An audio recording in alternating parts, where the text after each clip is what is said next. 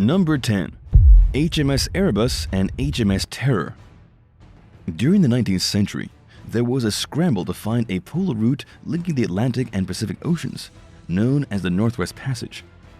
In 1845, two ships, called the HMS Erebus and the HMS Terror, set out from England under the command of Sir John Franklin with 129 sailors and officers on board. 2 months into the expedition, the vessels became stranded in ice in Canada's Victoria Strait. After spending a year icebound, the crews abandoned their ships.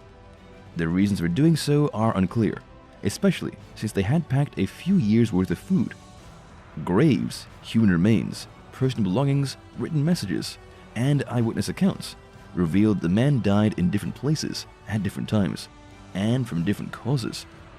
But the HMS Erebus and the HMS Terror were nowhere to be found, until recently that is. An expedition led by Parks Canada found the HMS Erebus in 2014 and the HMS Terror in 2016.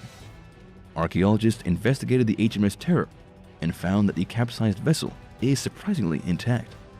Shelves are still stacked with dinnerware and glasses, beds and desks are still in place, and scientific instruments are still in their cases. The team hopes to find journals, photographs, documents, clothing, and other evidence that can help them piece together the remaining mysteries surrounding the ill-fated Franklin expedition. Number 9.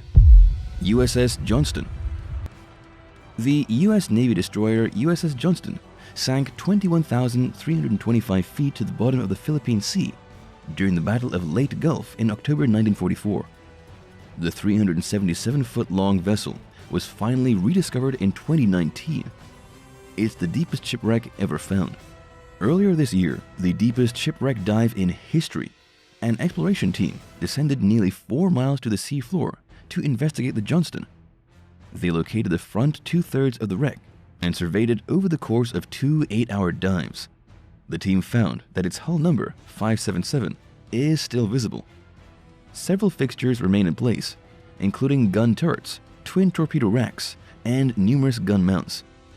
The Johnston sustained damage from being hit by the Japanese Navy battleship Yamato, which at the time was the biggest warship ever built. Out of 327 crew members, 141 survived. Navy records show that around 50 men were killed by enemy action, and 45 died on life rafts from their injuries. 91 crew members, including Captain Ernest Evans, initially made it onto the lifeboats, but were never seen or heard from again. Number 8. Whydah Gally. Captain Samuel Black Sam Bellamy is one of history's most notorious pirates, and was the wealthiest pirate that ever lived. He began his life of crime during the 18th century, capturing as many as 53 ships in just a little over a year with his crew's help. In 1717, Black Sam captured a cargo and slave ship called the Whydah. Following a 3-day chase, its captain surrendered near the Bahamas, and it became Bellamy's flagship vessel. Black Sam fitted the Whydah with 10 cannons and assigned 150 of his men to operate the ship. Just weeks later, the vessel wrecked in a storm off Cape Cod, killing 140 pirates. 102 of them washed ashore, while dozens are believed to have gone down with the ship. Archaeologists discovered the treasure-laden Whydah in 1982, but they only recently found any human remains. Earlier this year, news headlines announced the discovery of 6 skeletons aboard the ship, including perhaps the remains of Black Sam himself. The bones are encased in hardened masses called concretions. Experts plan to try removing them for further analysis, including DNA testing. They're hoping to match the genetic information to a descendant of Bellamy's, whom they obtained a DNA sample from in 2018. Number 7. RMS Titanic. When the RMS Titanic set sail on April 10, 1912, it was the largest moving object in the world. Modern cruise ships would dwarf the 882-foot-long vessel, but at the time, the world marveled at the Titanic's enormity. Even today, it's one of history's most famous ships. After all, you've heard of it, right? The colossal ship was advertised for being unsinkable, but we all know how that went. It struck an iceberg on its maiden voyage, and its safety mechanisms failed to hold out against the influx of water that poured into the ship. Less than 3 hours later, the Titanic broke in two and sank in the frigid Atlantic waters of South Newfoundland. Over 1,500 of the 2,224 passengers aboard died. Numerous proposals were put forth for raising the sunken ship, but it just didn't seem realistic. The Titanic sank in water 12,000 feet deep, and nobody knew exactly where it was. The Franco-American expedition finally found the wreck in 1985. Until then, explorers had thought the vessel had sank in one piece. To their surprise, it was found in two pieces that came to rest 0.3 miles apart on the ocean floor. Both sections had hit the bottom pretty hard, causing the bow to crumple and the stern to collapse completely. Parts of the ship's interior were found surprisingly intact, however, and the field of debris between the two pieces is filled with thousands of artifacts. Furniture, diningware, and personal belongings like jewelry and toys litter the seafloor, along with the shoes of victims whose bodies and clothing were eaten by sea creatures and bacteria. Many of these items have been recovered and restored for display, but it's unlikely that the ship itself will ever be brought to the surface. The Titanic's condition has worsened considerably since its rediscovery, and most experts believe it's just not possible to raise it. Many have also pointed out that doing so would be ethically questionable, because it would involve interfering with the final resting place of hundreds of victims. Number 6. USS Juneau. The USS Juneau was a US Navy cruiser that sank off the Solomon Islands in 1942 at the Battle of Guadalcanal. A Japanese torpedo struck the ship, breaking it in two and submerging it in just 20 seconds. Crews on nearby ships assumed that there were no survivors and left the scene. Altogether, 687 sailors perished, but over 100 survivors were left behind. They spent 8 days waiting for rescue in the open ocean. By the time help arrived, all but 10 men had died from shark attacks, dehydration, and the elements. 5 brothers by the name of Sullivan famously lost their lives in the disaster. At the time, there was a naval policy that prevented siblings from serving together, but it was loosely enforced, and the brothers wanted to carry out the service in one another's company. They refused to join unless they were allowed to remain together, and the Navy relented. 2 of the Sullivan brothers reportedly survived the initial sinking, but died waiting for rescue. In 2018, a crew hired by billionaire Paul Allen discovered the Juneau wreck in several large pieces, resting 13,800 feet below the water's surface. It's one of several famous military shipwrecks that the Allen's crew has found, including the USS Indianapolis and the USS Lexington. What do you think of the fate of the Sullivan brothers?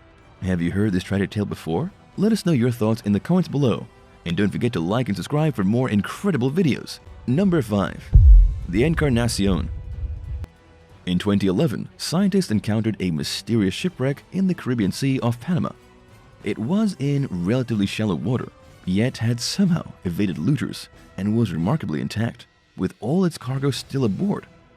The team didn't find any treasures, but the scissors, shoes, ceramics, and sword blades that the ship carried are historically valuable in their own right. It took experts 4 years to identify the wreck as the Spanish merchant ship Nuestra Señora de Encarnacion, which sank in 1681.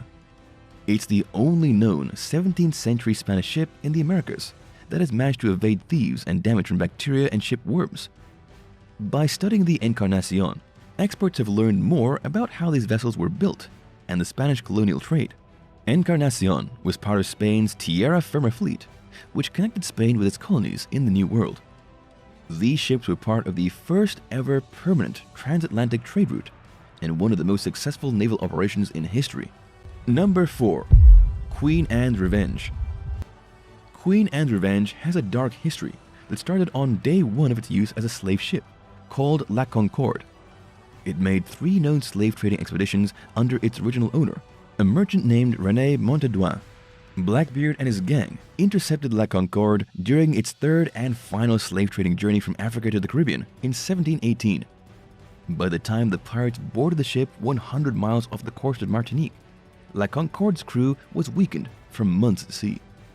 Many sailors suffered from diseases like scurvy and dysentery. Lacking the manpower to resist the pirates, the captain surrendered the ship. Blackbeard and his partners in crime navigated to the island of Bekia in the Grenadines. They searched the vessel and its crew for valuables, then embarked on a months-long crime spree, plundering ships throughout the Caribbean. Now called the Queen Anne's Revenge, the ship arrived off the South Carolina coast in 1718. The pirates blockaded the port of Charleston for nearly a week, robbing and taking prisoners from virtually every ship that attempted to bypass them. Not long after that, the ship ran aground and was abandoned off the coast of North Carolina. A private search team discovered the wreck in 1996. Since then, over 250,000 artifacts have been found, including a bronze bell, navigational instruments, diningware, and personal effects such as clothing, jewelry, and 30 cannons. The site has been listed on the National Register of Historic Places since 2004. Number 3. USS Bear. The USS Bear went down in history as one of the most famous ships in Coast Guard history. As a forerunner to modern icebreakers, she enjoyed a long career in the frigid waters of the Arctic and northern Atlantic regions, as well as Antarctica. Built in 1874, the Bear was originally used as a sealing vessel. The U.S. Navy bought the ship in 1884 and used it for an Arctic rescue mission. Then it became a Coast Guard cutter and patrolled Alaska's 20,000-mile coastline for over 40 years, searching for seal poachers, illicit traders, and shipwrecked whalers in need of help. It also served as a floating courthouse and ferried reindeer between Siberia and Alaska. From 1939 to 1941, the Bear was commissioned by the Navy for the U.S. Antarctic Service expedition. She patrolled off Greenland during World War II, making her the oldest Navy ship to be deployed outside the continental U.S., as well as one of the last ships with sails to be used in war. The Bear was retired from military service in 1948. In 1963, Philadelphia businessman Alfred Johnston bought the ship with plans to use it as a floating restaurant. While en route from California, the Bear floundered and sank 260 miles east of Boston, Massachusetts. The Coast Guard rediscovered the wreck in 2019, but it was only recently identified as the USS Bear. Its plans for further exploration remain to be seen. Number 2. Nuestra Señora de Atocha. At least 8 Spanish ships sank off the Florida Keys during a brutal hurricane in 1622. One of them was the Nuestra Señora de Atocha, a heavily armed treasure galleon laden with gold, silver, copper, gems, tobacco, and indigo. The loss of the convoy dealt a severe blow to Spain's economic well-being. It forced the crown to borrow money and sell several of its galleons to fund its activities in the 30 Years' War. The Spanish spent 30 years searching for the Atocha, but never found it. Starting in 1969, an exploration team led by treasure hunters Mel Fisher and Finley Rickard began searching for the lost vessel. In 1973, they found some silver bars from the wreck, followed by silver, gold, emeralds, and other cargo that was believed to be from the Atocha. The team discovered the actual ship 16.5 years later, in 1985. Much of the Atocha's valuable cargo still remains at the wreck. It has an estimated worth of around $450 million in today's currency, earning it a spot in the Guinness World Records as the most valuable shipwreck ever recovered. Number 1. The Two Brothers. The novel Moby Dick was inspired by the Essex, a whaling ship that sank in 1820. Its owner, Captain George Pollard, lost another vessel, the Two Brothers, just 3 years later in a storm west of Hawaii. During the storm, the Two Brothers became separated from its sister ship, the Martha, and Captain Pollard became unaware of its position. Shortly thereafter, the vessel hit a reef and sank near the French frigate Shoals. Pollard was reluctant to abandon the Two Brothers, but his crew begged him to do so for his own safety. He finally agreed, and they waited out the storm in tiny boats while awaiting rescue from the Martha, which arrived the following day. In the aftermath of the wreck, it was thought that the Two Brothers' crew had discovered a new reef, but a search in 1931 failed to find the sunken ship or a previously unidentified landmass. Archaeologists discovered the wreck in 2008, 600 miles off Honolulu. Its location confirmed that the French frigate Shoals had been misidentified as a new reef. Earlier this year, the National Oceanic and Atmospheric Administration announced that the Two Brothers was added to the National Register of Historic Places as the first discovery of a wrecked whaling ship from Nantucket, where the American whaling industry was born. Number 10. Sabrina. The British sailing barge Sabrina left Cornwall, England in October 1917 hauling a cargo of coal. She was bound for Saint-Brieuc, France under the command of a man named Captain Martin, but she never made it. 2 days later, Sabrina was found on Rosal Point south of Cherbourg, France. The ship had run aground, but was only lightly damaged. Its lifeboat was still in place, the galley fire was still burning, and the dinner table was set for 5 people. The crew's clothing and personal belongings were still on board, along with the ship's logbook, which contained no suspicious entries. But the crew themselves were nowhere to be found, and their disappearance remains unsolved to this day. Many people theorized that a German U-boat abducted the crew. This is plausible, especially since a nearby Allied vessel had recently reported seeing a U-boat in the area. Other theories suggest that the crew was swept out to sea or victimized by a hungry sea monster. The Sabrina was towed back to England and laid to rest in Velder Creek in Portsmouth. Number 9. SV Caz II. In April of 2007, a trio of sailors set sail in a 39-foot-long, 12-meter catamaran called the Caz II with plans to sail around Australia over a 2-month period. At the helm was the skipper, Des Batten, joined by brothers Peter and John Tunstead. They left from White Sunday Islands and were bound for Western Australia, where they all lived. 3 days later, the vessel was found drifting 100 miles, 161 kilometers off the Australian coast, not far from where it departed. Oddly, it was in near-perfect condition, minus a ripped sail. The engine was idling. The sailors were nowhere to be found. Aboard the SV Caz II were scattered newspaper pages, a laptop, a pile of clothing, and a half-empty cup of coffee. It was an eerie scene, but there were no signs of foul play. Numerous theories quickly sprang up about what possibly could have happened to the men. Some suggested that they had crossed paths with pirates or drug smugglers. Others theorized that they staged their disappearance for insurance purposes. And of course, some people suspected that a supernatural event was responsible. Batten and his sailing companions were never found. Investigators surmised that the Tunstead brothers had fallen overboard while trying to untangle a fishing lure from the boat's propeller, and that Batten fell overboard while trying to save them or while searching for them. In 2008, the coroner in the case concluded that all men died in a freak accident. But because the ruling was strictly circumstantial and no bodies had ever been found, some people continue to doubt that the ordeal was an innocent tragedy and wondered if something far more sinister happened. Number 8. USS Sunken. Built over 100 years ago in 1902 as a luxury ship for a wealthy railroad tycoon, the U.S. Sunken carried several names throughout its lifetime.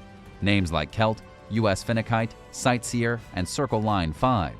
Most people today know it simply as the ghost ship of the Ohio River.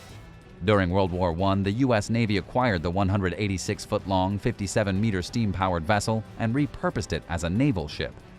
It was used for investigating German U-boats, one of the American military's top threats. Thomas Edison even sailed the boat all the way from the New York harbor to Florida and the Caribbean while trying to figure out an efficient strategy for sinking U-boats. During the Great Depression, the Sunken functioned as a fishing boat. Then, in 1942, the Navy bought it for $62,000 and put it back into military service.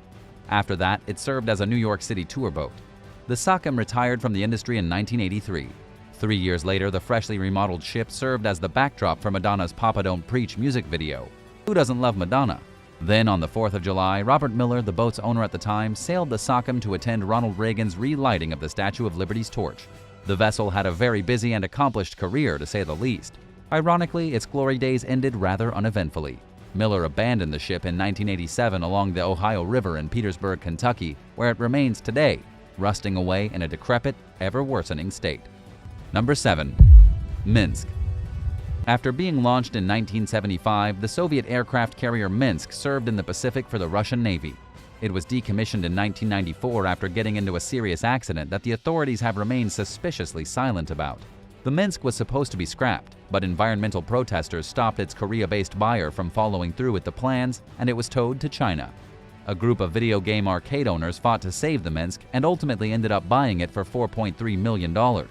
Things took a bizarre turn in the year 2000, when the ship was used as the site of a military theme park called Minsk World. Who knew there were military theme parks?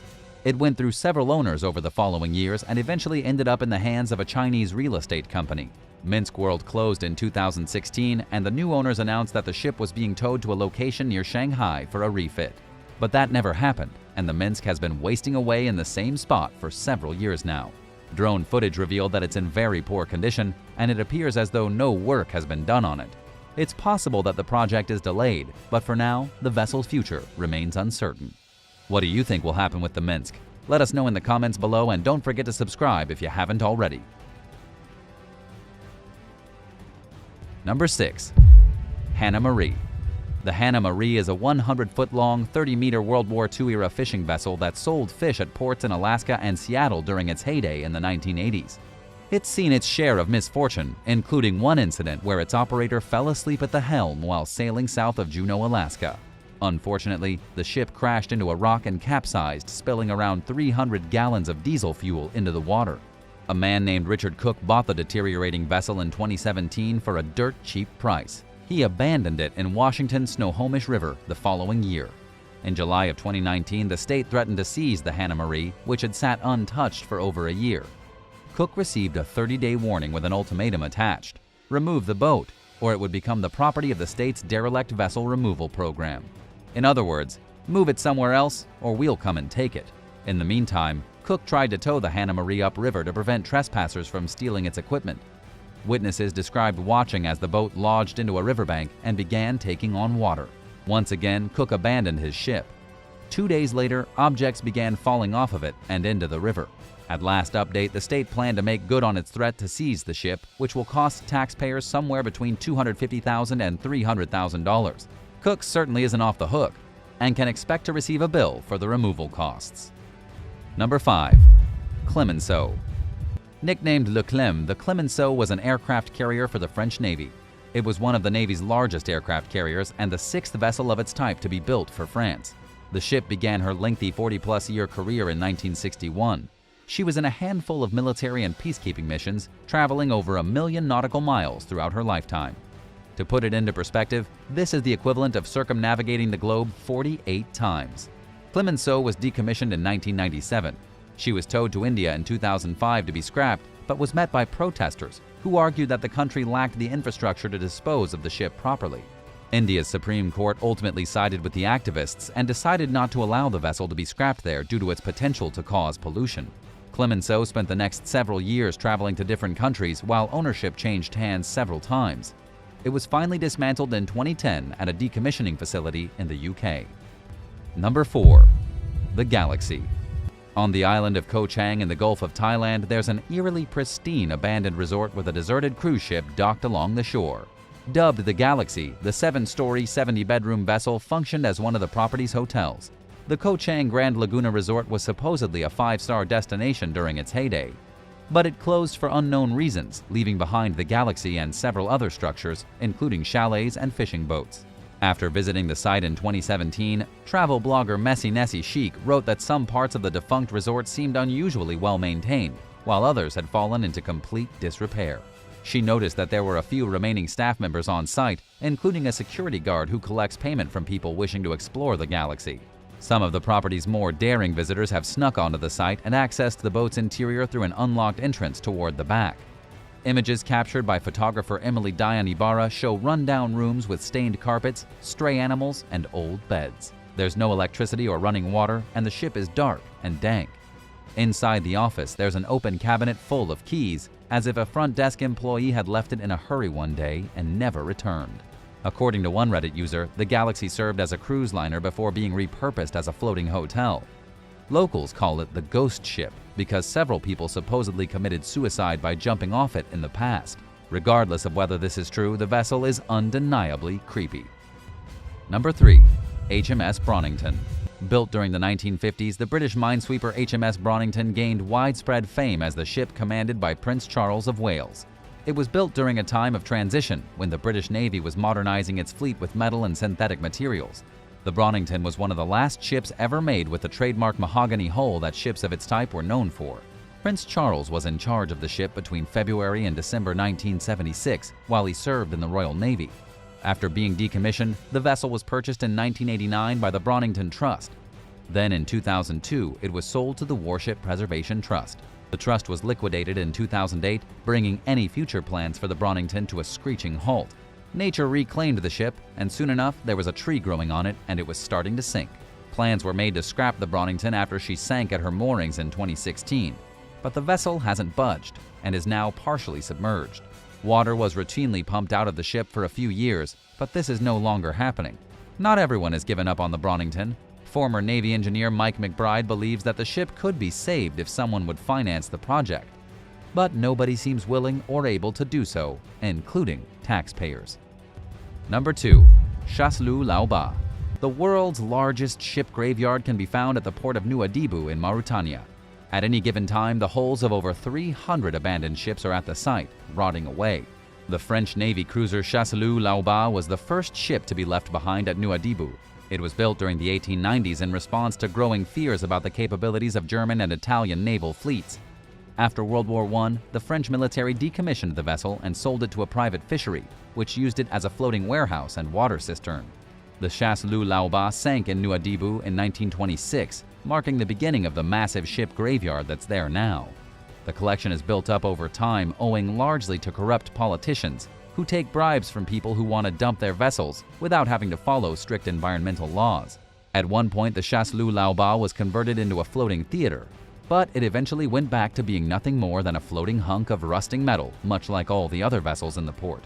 The ship graveyard is a fascinating sight, but it's hugely dangerous to the environment, especially since Mauritania lacks the necessary infrastructure to properly dismantle the boats. Number 1. MV Joyita. The MV Joyita was built in 1931 as a luxury yacht. During World War II, the 69-foot-long wooden ship functioned as a naval yard patrol vessel. After the war, she fell into private ownership and was chartered as a trading and fishing boat. In 1951, the Joyita left Samoa for the Tokelau Islands with one working engine. Already delayed by 1 day due to mechanical problems, the vessel's 16 crew members and 9 passengers were eager to set sail. In addition to carrying people, Joyita was laden with medical supplies, an oil drum, food, and other cargo. Several days later, officials reported that the boat was overdue at its destination. The crew never sent out a distress signal, and an initial search and rescue mission turned up fruitless. 5 weeks later, a merchant ship's captain reported seeing Joyita over 600 miles from her scheduled route. The vessel was partially submerged, and its crew and passengers had vanished along with 4 tons of cargo. There was some structural damage, and the radio was tuned in to an international distress channel. The starboard deck was covered with mattresses, and there were bloody bandages lying near a bag of medical equipment. All the lifeboats were gone. Investigators weren't surprised that Joyita encountered problems once they saw the poor condition it was in. But it made no sense that the crew and passengers abandoned the ship, which was extra buoyant thanks to its cork-lined holds. They were never found, and nobody knows what happened to them. One theory suggests that the captain became injured or incapacitated, and that he was unable to tell the passengers and crew that their safest bet was to remain aboard the waterlogged vessel. Everyone is still listed as missing. Number 10. Michelangelo da Vinci. Located about an hour outside Venice, the small Italian town of Villa Marzana is home to around 1,200 people. It's also where you'll find 2 abandoned airplanes that once housed a restaurant called Michelangelo da Vinci. The odd construction was the brainchild of a retirement home manager named Gigi Stecca, who wanted to provide locals with the opportunity to enjoy an airplane. Many of Villa Marzana's elderly residents had never flown. Stecca noted that they gazed at the sky with fascination whenever an aircraft passed by overhead. Knowing that they might not otherwise ever get the chance to board a plane, he rolled a Douglas DC-6 and a Tupolev Tu-134A into town and decked them out with sculptures, frescoes, and replicas of famous Leonardo da Vinci and Michelangelo paintings. He even installed a pool outside. The restaurant opened its doors in 2000. It offered large pizzas and a wide beer selection that was served in custom glasses designed by Stecca. Diners had an array of foods to choose from while enjoying their first experience in an aircraft, including sandwiches, salad, bruschetta, nightly fish specials, and homemade desserts. There was a disco every Saturday and live music on Sundays. By all appearances, Michelangelo da Vinci had a good reputation. People enjoyed the food and praised the friendly staff. But the restaurant closed its doors in 2014 amid an ongoing series of conflicts with the local government over zoning violations. The planes are still there, abandoned and decaying. Instead of restaurant goers, the site attracts urban explorers who are curious to see the dust-covered and litter-strewn interior. Number 9. Ancient arrowheads. Martha McIntosh has spent the last 7 years patiently digging a garden in the backyard of her home in London, Ontario. While receiving some help from her daughter recently, she spotted an object she had seen before just a few years earlier, an ancient arrowhead. The 2 arrowheads McIntosh found in her garden may date back as far as 800 BC. That's according to archaeologist Christopher Ellis, who examined photos of the objects. One of the artifacts is a type commonly seen throughout southwestern Ontario. They're characteristic of the early woodland meadowwood culture which thrived in the area between 800 and 400 BC. The other arrowhead, which bears a distinct Christmas tree shape, is likely what's known as a Kramer point. Found mostly throughout the lower Great Lakes region, they first appeared around 400 BC. Ellis explained that it's hard to connect such old artifacts to a particular indigenous culture, adding that people found different ways to cope with the environment after arriving in the area around 13,000 years ago. McIntosh plans to share the arrowheads with local First Nations groups and hopes that she turns up more as she continues to work on her garden. Number 8. A famous actress. One day in April 1996, a Glendale, California resident stepped outside and found a dazed and confused woman cowering in their backyard. It was Margot Kidder, a Canadian-born actress who's best known for playing Lois Lane in the Superman movies. Kidder had been missing for 3 days when she was found in soiled clothing and with her hair chopped off in an attempt to alter her appearance. Her body was covered in scratches from hiding in the bushes. The troubled actress was extremely paranoid. She was convinced that her ex-husband was plotting to kill her and had thrown her purse away because she thought there was a bomb in it. Police Sergeant Rick Young described Kidder as frightened and paranoid and said that she was in obvious mental distress. At the time, the 47-year-old was struggling through a host of health and money problems. She had recently been diagnosed with bipolar disorder but was in denial about her ailing mental health. Kidder went missing after a data retrieval company failed to retrieve 3 years' worth of drafts for an autobiography she was working on, which triggered a manic episode. After being found in the Glendale resident's backyard, she was taken to a psychiatric ward where she tested negative for drugs and alcohol. She was eventually released and was finally able to accept her bipolar diagnosis. Kidder lived with the disorder as best as she could, but ultimately lost her battle against her demons. In 2018, a friend found the 69-year-old woman unresponsive in her Montana home. The coroner determined that she had committed suicide by overdosing on drugs and alcohol, marking a tragic end to the tortured actress's life. Number 7. Lost Medieval Palace. Earlier this year, 81-year-old Robert Pole hired contractors to build a bungalow next to his home in the English town of Whydah. He planned to move into the bungalow and sell his house, but construction was interrupted when the builders found the remains of wall foundations and floor buried in Mr. Pole's yard. The ruins date back to medieval times, and experts believe they might be part of a lost 13th century building called Bishop's Palace. Records show that there was once a palace in the area. Its 14th century gate still stands, but archaeologists have struggled to pinpoint where the rest of the site's structures are. Somerset County archaeologist Bob Croft told reporters that the complex was originally thought to be located east of Pole's property. This is the first time they've found physical evidence of the palace, which was built sometime after 1256 as a hunting retreat for the Bishop of Bath and Wells. It fell into ruins by the 18th century and eventually became unrecognizable as a palace. Stones from the buildings were likely repurposed for newer construction projects, according to Croft. The team is now working to preserve the structure. Pole told the press that while the discovery is exciting, the ordeal has cost him a pretty penny and delayed his bungalow plans. Number 6. $150,000 cash. While picking broccoli outside his McHenry County, Ohio home one day in 2011, 51-year-old Wayne Savage discovered 2 mysterious nylon bags with $150,000 cash inside them. He did the right thing and turned the money over to the police, even though he had fallen on hard times as an unemployed carpenter.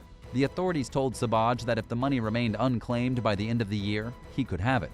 The man's 87-year-old neighbor, Dolores Johnson, was quick to try claiming the cash as her own. She argued that she'd gotten rid of the money because she believed it was cursed, and now, of course, she conveniently wanted it back. Several other people filed claims of ownership to the funds, including a local liquor store owner who said that he thought it could be the cash that was taken from his business during a robbery. Dolores Johnson passed away while the case made its way through court. A judge split the cash between Johnson's daughter, Diane Howe, and Savage. Unfortunately, Savage passed away from diabetes-related health issues just 10 days before he was due to receive his payout. Maybe Johnson was right. Maybe the money really was cursed. Savage's portion of the prize was given to his son, Kevin.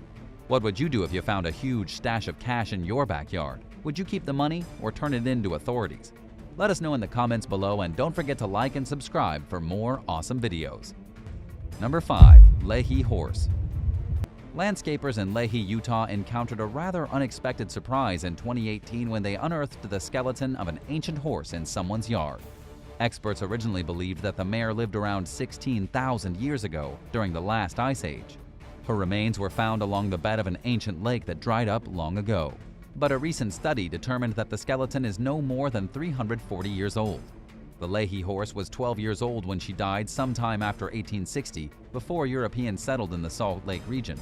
She was raised by Native Americans who lived in the area, perhaps members of the Ute or Shoshone tribes, according to lead study author William Taylor, who spoke with Live Science.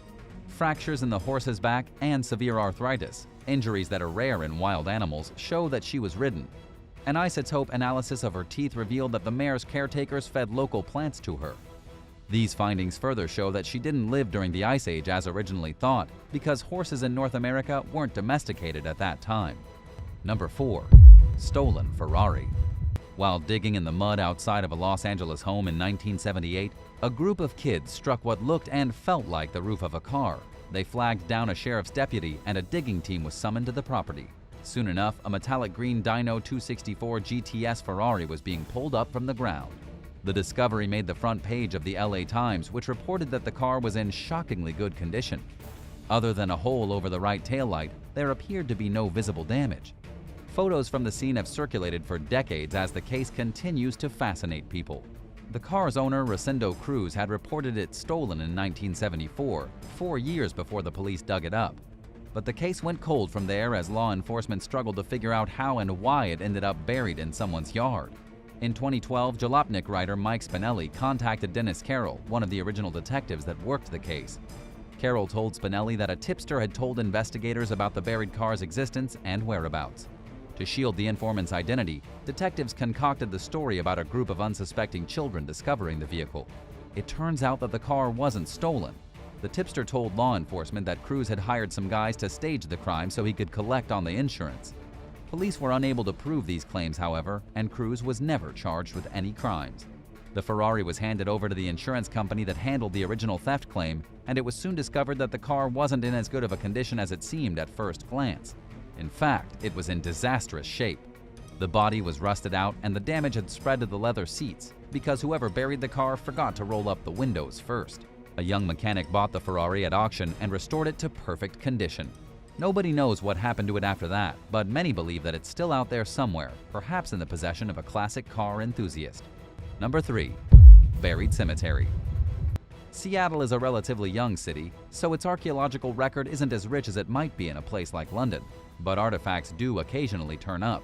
The Seattle Times recently reported that 2 or 3 buried headstones are found on homeowners' properties every year. Local resident Brian Vaughn first dug up a chunk of a headstone around 20 years ago while working in his garden. Over the years, more and more grave marker fragments turned up. Vaughn found out that they were used as fill for his yard.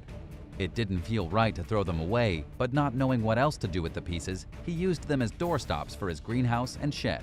State anthropologist Guy Tassa told CBC that the concrete fragments were from temporary grave markers that were used until a permanent headstone was put in place. He explained that it's still unusual that they were used as fill. Oddly, the names and details on the headstones don't match up with Washington's vital statistics records.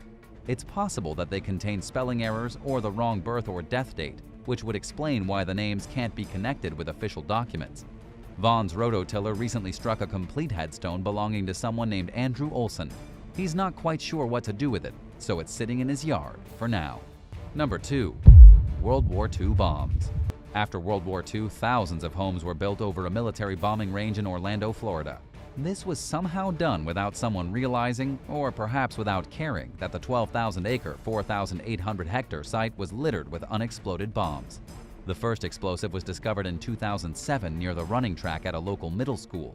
Since then, over 400 live bombs and rockets have been found on the school's property and in people's backyards and nearby housing developments. The Army Corps of Engineers launched a $10 million cleanup of the site. Using metal detectors, they combed through residents' yards, placing a red flag on the location of each hit. Despite the cleanup effort, there's still a chance that someone could stumble upon a live explosive. The project's leader, Mike Ornella, refused to guarantee that the area was safe, but he told CNN that chances are it's not a problem. Residents are understandably upset. They've filed over a dozen class action lawsuits against the building companies, who they say should have known about the bombs. Some feel trapped in the neighborhood, like they'll never be able to sell their home and move elsewhere. Number 1. Treasure hoard. Back in 1990, a metal detectorist from East Norfolk, England found an old coin in his backyard. He amassed 131 coins over the next 30 years, amounting to what might be the largest Anglo-Saxon gold hoard ever found. It's so big, it rivals the famed Sutton Hoo hoard, which has more gold but fewer coins. The collection consists mostly of Frankish coins called tremeces, dating back between 580 and 630 AD. There are also 9 larger Roman coins called solidi, which were worth 3 tremeces each, and some gold jewelry and pendants. The treasure gives experts an opportunity to learn more about 7th century trade in the region. It's already shown that coins from outside the area were used before currency started being minted locally. A local coroner is currently examining the contents to determine whether they're considered treasure. Anything that's over 300 years old and made from more than 10% precious metals will become property of the Crown. Thanks for watching. Have you ever found something cool in your backyard? Let us know in the comments below, and don't forget to subscribe if you haven't already. Thanks again, and we'll see you next time for more amazing videos right here on American Eye.